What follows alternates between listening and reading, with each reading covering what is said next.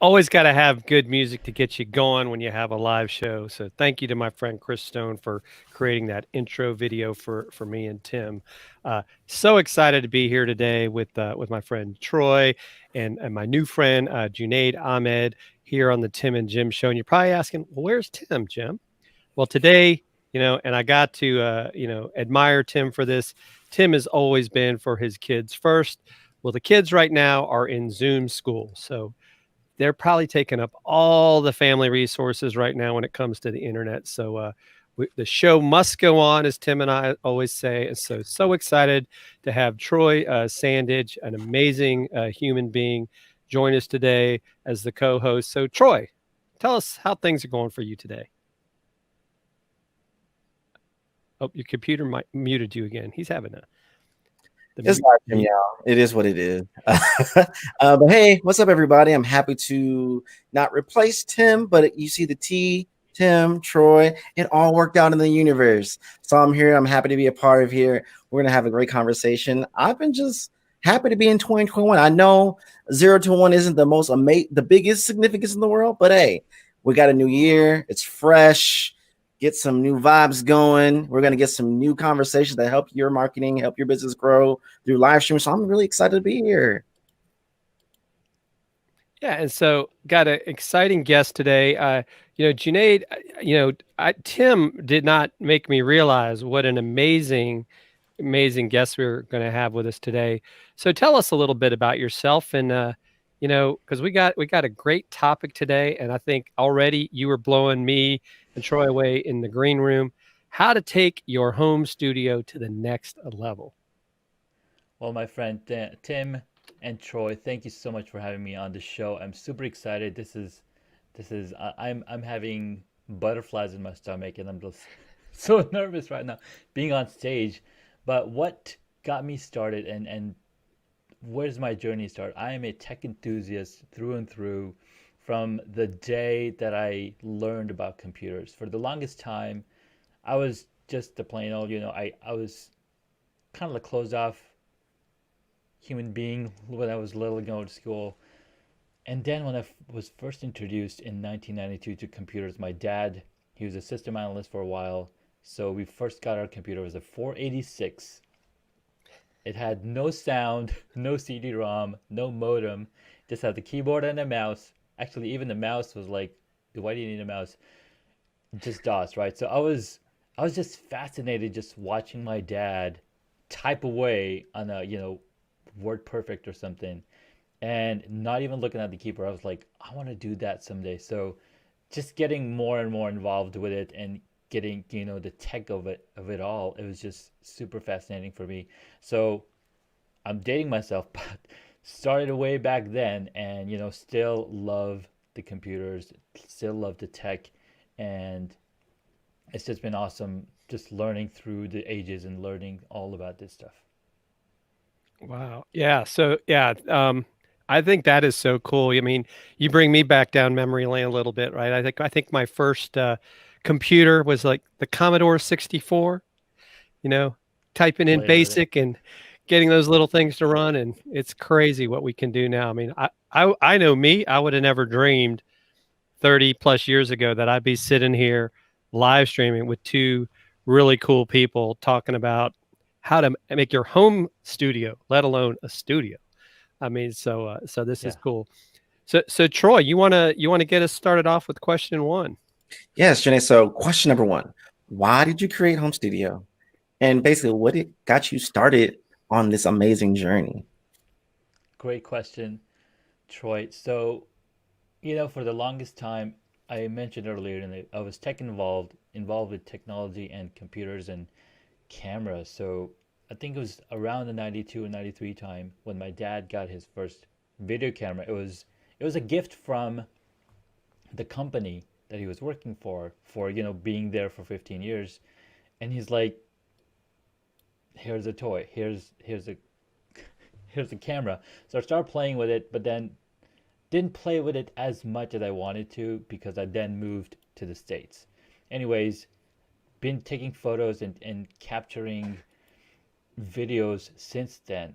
and what really got me started to create a home studio. So 2 years ago or 3 years ago now, 2018, I was invited by, actually, I'd been playing with computers and playing with cameras for a long time.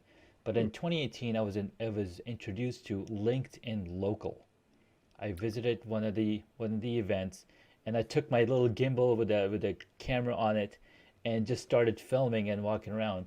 And my good friend Rod Ferrier was like, I see the passion this guy has for video. How about we utilize it? So, anyways, he helped me showcase or talk about how can you create content or using your smartphone. So I basically wrote up an ebook and talked about, hey, what do you need to do to create content on your smartphone? So I wanted to record a video course around it. And anywhere that I looked around in my office, all I saw was yellow walls. I'm like, okay, this is not gonna work for me. Being a video enthusiast, being a, also being in filmmaking and, learning the Hollywood actor, how do you block out a scene? How do you block out different actors when they're coming in, when the scene setup and whatnot? I was like, I can use that tech, use that knowledge to set up my own studio. So the journey began, and I was like, okay, it really took shape last year. So going back just a little bit, so I was looking at yellow walls, and I was like watching other people creating videos online, and I saw on LinkedIn, and this one lady has this really nice backdrop that she had purchased from Amazon. I was like, oh, let me go buy a backdrop and I can set it up. So I set up this backdrop in one of these spare basements and a room in the basement. But unfortunately or fortunately, this backdrop was kind of washed out. So it took me about an hour and a half to set up the backdrop, set up the camera, set up the lightings. And when I went to click on record, I realized the microphone that I had run out of batteries. Right? So number one, I spent an hour and a half setting up the stage. The battery ran out, and then guess what? Time's up. Daddy, we need to go out and play. Daddy, I need a diaper change. As a parent, that's always going to come into play. So I was like, okay, this is not working out. Next day, I was like, okay, maybe I'll record next day. We're working, I'm commuting to my work. So I go to work, and I come back the next day, and I'm like, okay, maybe today I'll have some time to work on it. Nope. Try again. And then the weekend comes, and then you got to go, you got to go out and, mingle with the creation of God and all this stuff. So I'm like, this is not going to work. I need to have a space. Of course, with COVID and us being at home and working in front of our computers daily, I got to spend some more time in my office. I'm like, you know what? It's time to set this place up. So that's what got me started, and that's why I created my home studio.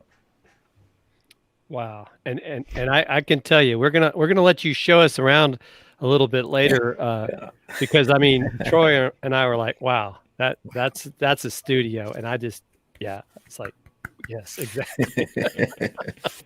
I see Brian So, Schulman in the show and watching there. So hey, Brian. yeah, Brian and even Chris Strubb was over on Twitter. He enjoyed the intro. So Chris, thanks Nice. for stopping by. So Junaid, what are your favorite microphones? And right now you could say we kind of have a little bit of this. Should we show our mic in our live stream or should we not? I think that's a big debate at times with people. I mean, what are your thoughts on that?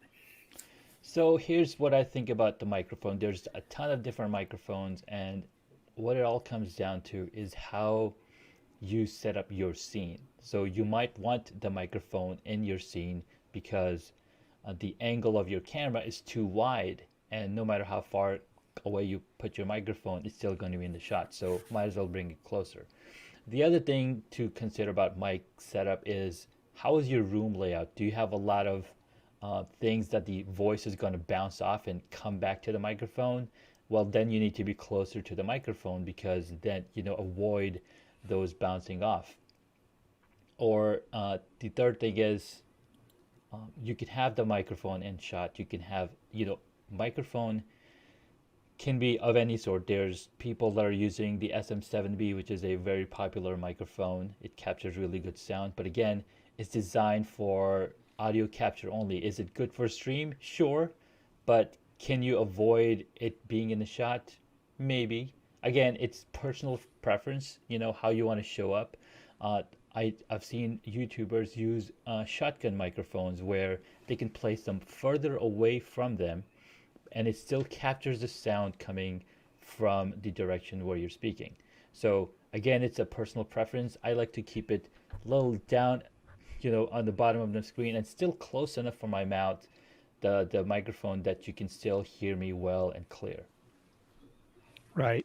And I think too sometimes so people don't like say, oh, that become their excuse for not starting is like, oh, well, I can't afford the Shure SM7B. This microphone I'm using, the Samson Q2U, you can get it for like 60, $70.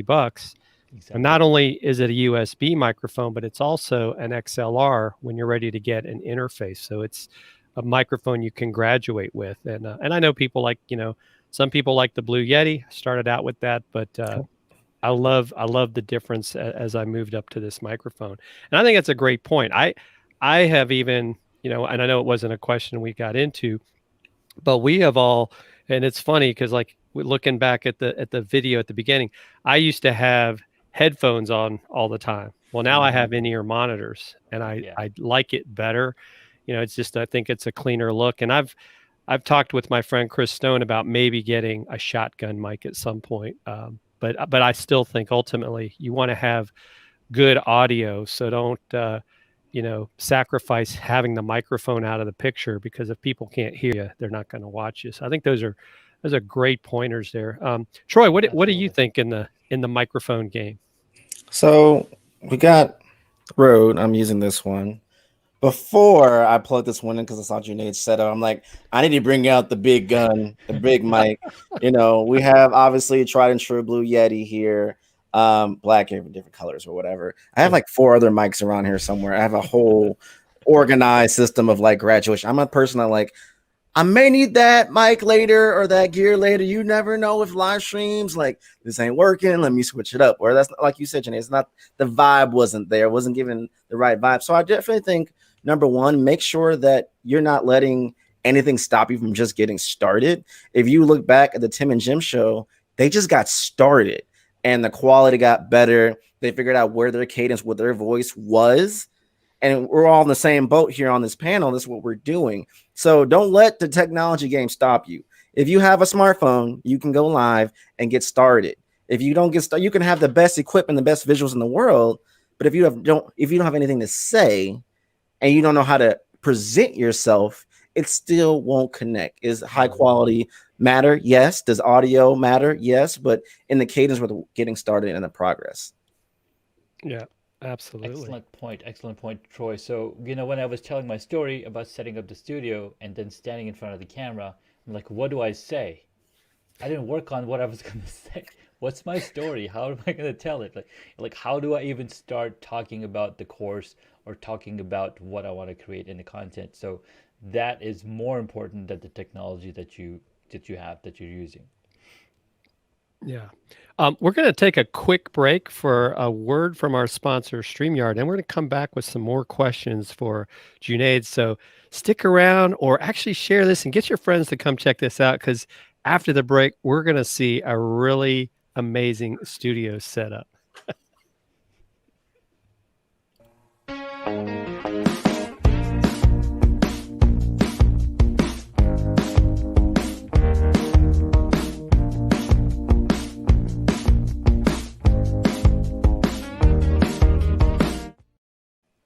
And I'm going to do something for Tim real quick, because he always cringes when I do this, but we have a Tim GIF because he likes to do the Tim. So for those of you that have never seen the Tim, there it is. So Tim, I got you on the show today. So we love you, man. So these are some amazing stuff. And so Troy, you want to go with our next question? So obviously the big question, besides the mic, what cameras do you use, and what cameras have you used? I'm curious to hear the history of the cameras you've transitioned to get to this crisp, quality, high experience that we're experiencing right now. Absolutely. So when I first started, I was using a HD webcam, meaning 720p. It's an external webcam. Of course, I've used the ones on my Mac, but this webcam worked because I had an external monitor. And anytime I looked in the video, I was like, what is going on? Why doesn't it look better than I was planning to? And then there's these white, bright windows in my background just glaring into me. So then I add some curtains. So that was the beginning. And I was like, I'm not going to record any video because I'm just doing a podcast. And anytime I did want to record video and not go live, I was just using my smartphone or, yeah, basically just my smartphone. And anytime I wanted to record videos, I was using my DSLR cameras. Since having a little background in film production and filmmaking and whatnot, I was like, I have this gear. So as I was going through 2020 really changed it because Pat Flynn, that we all love and learn from, has been doing live streams on YouTube for 300 days now. I think he hit day 300 yesterday. Daily live streams, about 2 hours long, and he had a amazing setup, and he actually sent out a blog post on, hey, how is his camera or how is his studio set up? And I looked at it and I was like, you know what? I have all of this gear just sitting in a closet over here. Why don't I bust it out? So currently I am using a Canon EOS R full frame mirrorless camera with a 40mm lens in front of me, and I've got a Canon 6D Mark II as well.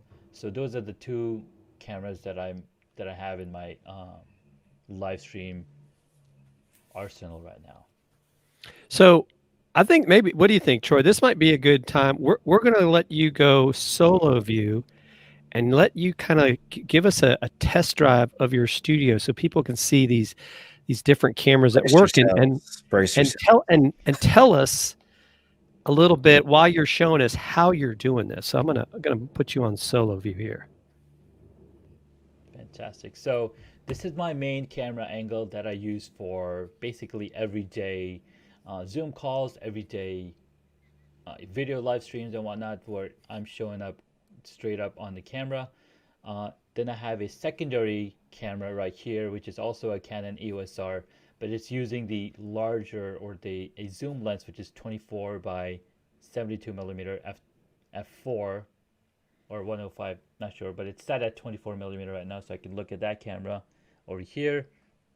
Then I have a third camera in the back on a slider that basically pans back and forth, and I can have it move any different way that I want.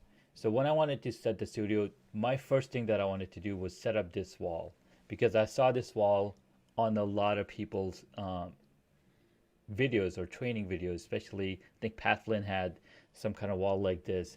So I was like, let's start building this wall first, and then we'll go upgrading and adding other things.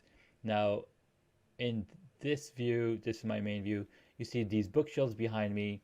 These are standard IKEA bookshelves, and it's still a mess. Like, if you were to see it without it being blurred out, it's a lot of mess. I've got some toys over here, and I've got stuff here and there. But again, it's a mess, but it still adds character to your video. So anytime you're setting up the camera, anytime you're setting up the stage, you want to think about what is your audience looking at. So for example, if I turn to this camera, this is what I see every day, and it looks beautiful, right? Oh my goodness, beautiful, because I added these foam blocks back here to absorb the sound, and so it doesn't bounce back. I've got a nice light up here, which just adds light to the talent, right? This is the talent, and then you want some lights in your background to break up the background from you, because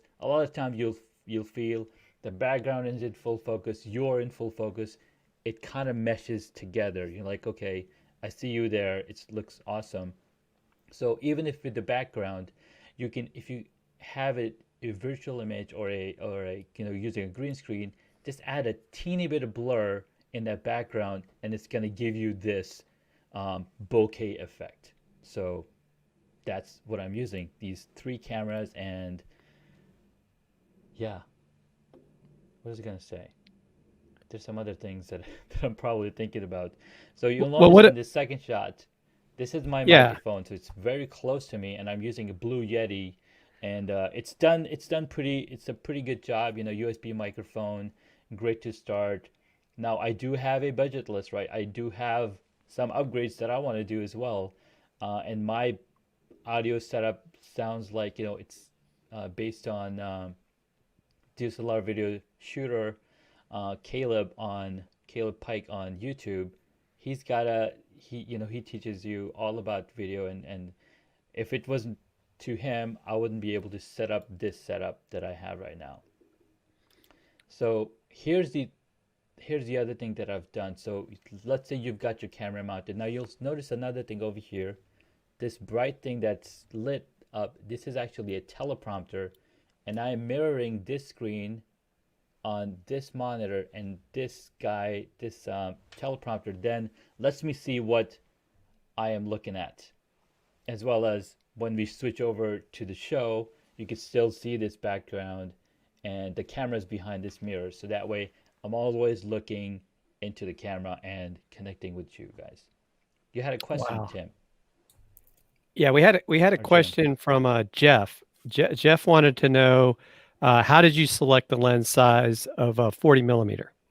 Excellent question, Jeff. So whenever you pick a lens, each lens has a degree, a focal view or focal field, right? So the it'll come to me, but the focal view of each lens has a certain degree. So if you go with a wide angle, meaning it's 180 degrees, or it's doing 120 degrees from one side to the other side. So if you look at the focal point and then how you come out. So if I were to use a wider angle lens over here, you would see everything that's over here, that's past my hand, and everything over here. And so I know a lot of people use a 16 millimeter or a 24 millimeter lens. What you then have to do is come closer to the wall. Well, I didn't want to come closer to the back wall. I wanted to keep this to the back as much as possible to my back wall. So that way I have still a ton of room back here to play around. I've got a good 6 foot, 8 foot by 8 foot area that I can hang out and, put a bed down or play with my kids and whatnot. Yeah. And then Jeff had another question. He wanted to know, are you using, I guess, other lens sizes with these other two cameras? Absolutely. So my secondary camera angle over here is set up at 24 millimeters. Now, if I were to reach over and zoom in, so it shows you how much you are into the frame, right? So you want to experiment your camera placement and your background placement, and what else do you want the people to see. So for example, I was doing some demos on my phone earlier, so I moved the camera a little bit over here so you could see my phone, but I can also move the camera back this way so you see a lot more of my background. So again, when you're setting up your camera, you want to make sure that the lens that you're using is gonna work well with how you want to set up your setup. This rear camera is also using a 24 millimeter lens, so you can see the expanse of what is happening. Again, it's all mathematics. You want to figure out what room are you going to be using, where's the camera going to be located, and based on that camera placement, that lens angle. There's tons of documentation on what the focal view is on that lens, and based on, you basically then draw a triangle in your room and move that triangle around based on how much you want the camera to see. And then one final question before me and Troy come back on the screen, because I think Troy and I are just like oohing and ahhing at your studio. Are you using the teleprompter? Are you using the 40 miller with the teleprompter? Yes. Okay. Very cool. Very cool. Troy, I'm like, I'm gonna be subscribing to Junaid's podcast. I may have to hire him to help me build a new studio. I mean, that was just like that was, what do you call it on a scale of 1 to 10? That was like a 12. Exactly, Thank you 100%. guys. Thank you guys. I mean, Appreciate this. and I love what you said about what you're doing with the bookcase and the blur, because I think sometimes, and people do this with virtual backgrounds sometimes. And that's actually a further question. But if we could see everything that was on your bookcase, we stop paying attention to you. Sometimes it could be like, well, what's that book he's got back there? Or what's that? So I think that's really a great thing to do, is to have that blur, because it's enough to break things up. My friend Chris Stone, we always talking about pattern interrupt and how you want to have things change around. And that's the other cool thing about you being able to do the switching, because I noticed that the other day when you were talking about Clubhouse, that you were doing a couple different angles. And so now we see the What's magic. funny? I honestly thought when I looked at this shot that you had the red lights on the left and right hand side, and you really had a green screen, and that was just a blurred image. I'm like, when you told me it was Russ, oh snap, that's even fourth wall dimension. So I was mega impressive. Yeah. Love that fourth wall dimension. And what's cool is that this fourth wall, or this wall, is actually laminate flooring, 7 millimeter thick. It's very cheap. It probably took me $100 to buy all of this and just put it up on the wall. Very easy to do. I just use a brad nailer, nailed it up, and then just build it up. I didn't use any glue, so if I still wanted to take it down, I could take it down without damaging the wall. Because a lot of time they'll like, oh, glue it up. But I was like, no, I think I'll be okay with just nailing it. No, I love it. I think that's amazing. So, Junaid, what are some other options to enhance our setups, especially with lighting? I mean, you touched on it a little bit as you were showing us your studio. What are some things you think we can do to keep bringing our game up to maybe someday being almost as good as you? Oh, you can get there, man. I assure it.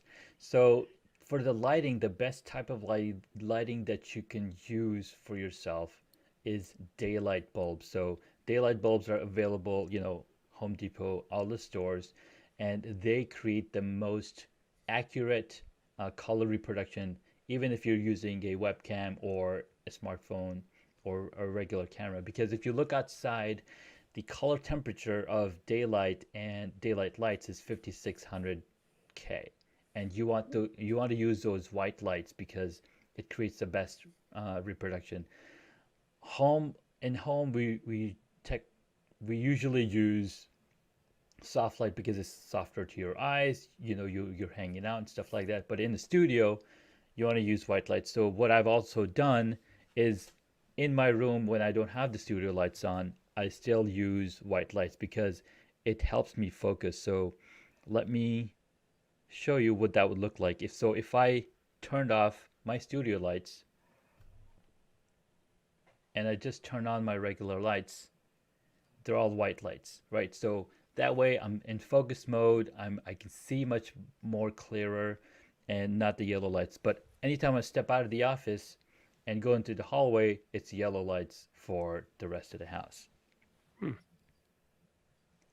The other thing you want to do is adding color. So you'll notice how, because it's a mirrorless camera, it's able to adjust the ISO. It's able to adjust as it sees lights coming in. So what I did is I added red lights in my background because I want to associate the right color. Red because it's passion. It's it's a color of love. It's a color of great emotion, and so I was like to associate with that red color. But when you set up something like this, you can also, let's see if I can change the color of it. When you have these lights set up, you could change the color based on your branding. So you could say you can have a yellow, or you can have, green color, blue, so depending on what color you want to show off and what works for you, you want to do that to, again, separate yourself from the crowd and adding. Now, one thing you'll notice that if you were to zoom into my face, and I can't technically do that, but when I'm cropping the image, or I cropping in and you have multiple faces, you don't see the red lights anymore. So there's still more stuff that I'm adding, to add a blanketing red light or blanketing more light. So again, having different color lights breaks up the monotonous, breaks up the stuff, and you look much better. Right. Stefan had a question. He said he's got the Samsung Pro NX1 mirrorless camera with an 1850 2.8 lens. Currently, he's using a Logitech 1080p. Should he use the Logitech or the Samsung as his main for streaming? And he goes, obviously, camera can be set up as a separate view. The webcam possibly could do as well. What are your thoughts on that? So, great question. Now, I have very little experience with the Samsung cameras. If they've stepped up the game, just like Sony and Canon and Nikon have, they might have a utility that you can download and install on your computer to be able to use the image from that camera in your as a webcam. And the 18 to 15 f2.8 lens is a pretty good lens because you got that. Uh, it's a faster lens because it has a smaller f2.8, meaning it's got a smaller focal point. Sorry, I knew it was on the back of my mind of what that means. It just means that there's more opening, more light opening coming in for the lens. And then depending on if it's a full frame or a crop sensor, that 18 millimeter might equal to, let's say, 1.5 is a crop factor as a 27 or a 24 millimeter lens. Kids, math is important. You just heard it. So don't forget that. So important. Jeff had a question too. He wanted to know how are you switching your lights and what brand did you go with? So I'm using plain old. So my room lights are actually connected to a smart home. I'm using a smart switch instead of the lights being smart. So I'm using regular old white lights, but then the switch that controls the lights, I just switched that to be a smart one. Now, there's a ton of different options that you can go with. There's Alexa control, Google control, or Apple control. So that's what I did. And then Alexa's waking up on my phone over here. Um, and then for the lights behind me, these are simple LED lights that are controlled via Wi-Fi also, that are then again connected to Alexa on my phone. I don't have an Alexa device, but I use the Alexa app on my phone to set up these timers so that I can do this whenever I want. That's really cool. So you're not using a switcher or what do they call? I think it's the Stream Deck or anything like that. You're just using your Alexa app. Right. I do have a Stream Deck. I haven't figured that part out yet, how to turn on and off lights. I figured I want to keep them connected, but I do have plans to add that to the next, there's always upgrades. You're always thinking of better things, always upgrading. So yeah, that's the next step. Awesome.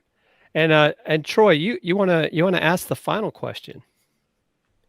What tips can you give us to level up your backgrounds? I mean, your background's amazing. I'm a new, maybe we're watching this, we're like, ooh, money or effort, or I can't even conceive that. Like, what advice would you give us to help us level up our backgrounds? And also, when should we use our green screens or not? Absolutely. So green screens are the fastest way to get up and running, but you want to make sure that you're lighting up that green screen evenly, even lighting. And so that means that you have to be a few feet away from that green screen, so you can use green screen. I don't have that much experience with it, but that's what I've heard the experts talk about. Have plenty of room, light it up evenly so it shows up whatever image that you're going to project on it cleanly.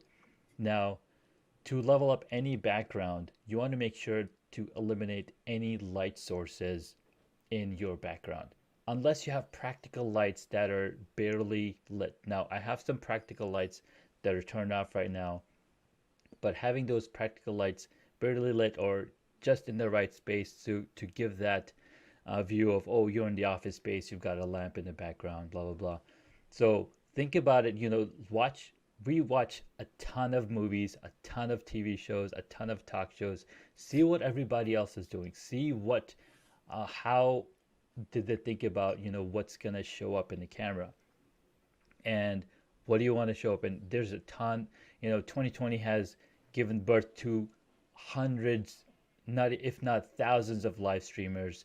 There's almost a million new YouTubers just last year, and it's friggin' amazing. It's friggin' amazing what's happening in there. So check out those videos. Everybody's talking about what can you do with your background. You can even initially my idea was that I'm going to just sit in front of this background. My camera would be right here. But then I was like, where's my desk going to go? Would I have to come around to go behind my desk? So then again, look at which room are you using? How much space do you have to work with? How much time can you spend in that room? Just spending time is the hardest thing, because when you spend time and think about how things are going to be in there, it's going to be making it much more easier for you. Think about when you buy your first home, right? We spend a ton of time curating the equipment or curating the furniture for our living room, for our family room, for our dining room, right? So do the same thing for your home studio. Figure out where you're going to be. Figure out how often are you going to be going live? Are you going to be talking to people? So all of those things you got to take into account when you're going live, when you're going to be showing up in camera. Now, I wish I had hit the record button, but I didn't. But this is fine. So here's what I mean when I said I wish I had the record button. So the switcher that I'm using here also has a ability to record each one of these feeds separately. Wow. In a separate external hard drive. And I was like telling myself I'm gonna hit record. Totally forgot. But it's recorded and it's here on YouTube and on Facebook and so many different platforms. So I'm totally fine with that. Yeah. And I personally, I don't know, maybe I've become a little bit of a background snob. Like, I love Troy's background. Yours is amazing. You hit on a really important point, right? People like, oh, I want to get a green screen, but then they're going to spend all this money on lights when you could just buy yourself. Like, this is a vinyl backdrop. It's always funny because people think it was a green screen. So I always say, nope, this is a backdrop, a vinyl brick wall that I got for $20, and it, covers up all the nastiness behind it. But I like the idea of the bookcase or something like that. But that's where I have to do a little bit of rearranging or go to the camera where I can make the focus more on me and not so much behind me. So I think you've given us a lot of great ideas. And I'm just going to say it. All of you people on Zoom, stop using virtual backgrounds. It's cutting your ears off. Just get a better backdrop. And here's a cool thing. If you actually look on Amazon, there's a green screen, pop-up green screen that you can actually attach to your chair, to the back of your chair, because all you need green screen is behind you, not anything else. So you can just attach this green screen to your chair and tell Zoom, hey, I've got a green screen, and voila. Right. No more. Now, are you using an ATEM Mini Pro or for your switcher? Yes, so I'm using the ATEM Mini Pro ISO. The Pro and the ISO are exactly the same. The ISO just makes it so that you can record all 4 streams as a separate file, as well as the 5th stream, which is the one that you guys are seeing right now. So if I were to switch over to my multi-view, get ready. So this is my multi-view. And let me pull this up real quick. You see the 4th monitor is where you see the browser window and whatnot. So if I go back here, this is my browser window, so I can open a new window over here, and that's what it looks like. So this is the view, and you see this where it says off. This means that uh, I'm not streaming from the deck because it has the ability to stream from the deck, and I'm not recording. So it has the ability to record and stream directly. So if I wanted to, I could technically stream this separately. And people would be like, "Why is this guy talking to himself?" Right? So that would have been too funny. So that's the power of the ATEM Mini. And then what the other cool thing is, it also has, you can drop in a still image to showcase if when you're not sitting in front of a camera and like, okay, let me go do something, you can hit the still image and turn that on. Yeah, I love that. And you now you're on a Mac, right? Correct. Now, so do you also use Ecamm at I times, also or use Ecamm at times, most of the times, because it gives me additional ability to switch to scenes, switch to different things. ATEM Mini acts as my recorder, but then Ecamm acts as my streamer, and then I can bring in other scenes, I can bring in guests and whatnot as well. yeah, that this has been, I mean, amazing. I mean, Troy, what do you think? I mean, I think we This gotta like, takes home studio. Yeah, that was like I was watching the game. That was a national championship out in the background. I'm like, that's the thumbnail. That's the goal right there, right? For all video streaming enthusiasts, you're just looking up like I'm just y'all couldn't see me in the background, but I know Jim could see me. I was just on. I was just good. right? Right. I'm Oh gonna my have to go goodness. back and rewatch it several times, Very take notes. impressive. Very impressive. And I know Yeah, it takes a lot of time and effort to learn and everything. And wow, thank you for just sharing your wisdom and your thoughts today. yeah. Absolutely. So Troy, tell us, I know where we can follow you at, right? At Find Troy just about everywhere. What are you working on right now? So I am currently the Chief Strategy Officer for Volt Lab. We're a national brand agency helping people for social good. So hit me up there. I'm also the founder CEO of Strategy Hackers. So Fine Shore is just going to be a more of a personal brand that I'm going to help people one-on-one. But if you want me at my best over there, Strategy Hackers has been created and it's launching and doing a lot of good things over there too. Yeah, and you've got a podcast that's been going on, right? I do. Y'all, 2020, when you have time to just sit, you're one of those people like, I gotta do something. So yes, I digress, all one word. I digress with Troy saying it. Search me anywhere, you'll find me. Currently, there's 14 episodes. Don't listen to episode 1. Let's just Well, we not gotta listen to go episode there. 1. Why No, not? it was just no. Start at episode 2. You'll thank me later. Tell me about. Now let everyone's me gonna tell go. you about. Now my views, my subscriber for episode 1 is gonna be like through the roof. And I'm like, don't do it. But it's really just talking about things that we're talking about here. I've learned a lot from Jim. I'm gonna subscribe to your channel, learn a lot more from you, and we're gonna figure all this stuff out. But I think it's helpful. I try to be a little bit different. No episode is longer than 30 minutes ever, because I'm like, get to the point, give me information, give me high energy, call it a day. I need to make money. I need to grow my brand. I need to, do marketing. So that's the goal of my podcast. And Junaid, I know we talked earlier. So people can connect with you at hacksandhobbies.com. And you also have a Hacks and Hobbies LinkedIn company page. I didn't know that. I'll be your newest follower today if Troy doesn't beat me to it. And you also have a podcast, right? Yes, I Hacks mean, and Hobbies is the podcast. wow. Wow. Oh. So now I've got another couple Two podcasts I got to get on my list. What are you really working on right now, Junaid, that people would be interested in, other than this amazing stuff you're doing? So I'm helping other podcasters and entrepreneurs and people speakers and content creators how to set up their home studio. So that's one thing. That's my goal for this year, to get that going and help as many people as I can. Launch a course around that same topic, as well as go more into teaching podcasting and help other people set up their digital presence. Last year when I was part of this mastermind, we were talking about, hey, what I want to teach others, what really fires me up, and I started talking about, I want to help people set up their websites and how important it is. So as I was talking about it, people like the guys that are listening to like, Dude, we're falling asleep. That's not what you're teaching people about.